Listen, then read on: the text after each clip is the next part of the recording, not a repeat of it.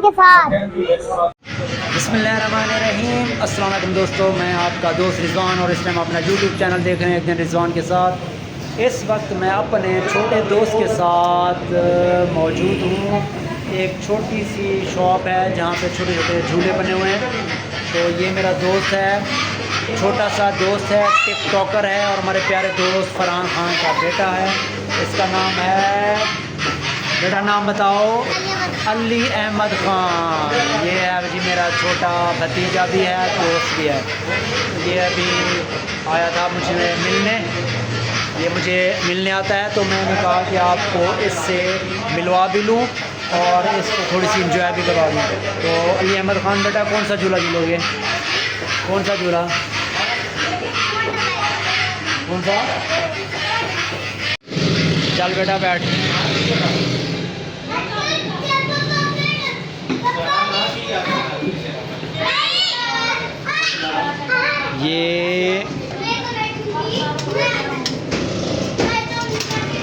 ओए ये क्या हो गया भाई?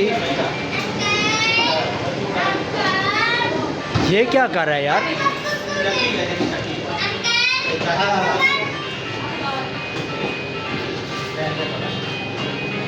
ये भाई मेरा छोटा दोस्त है, ये देखिए एंजॉय कर रहा है। तो भाई नहीं बैठ सकते। वो कहाँ जा रहे हो यार?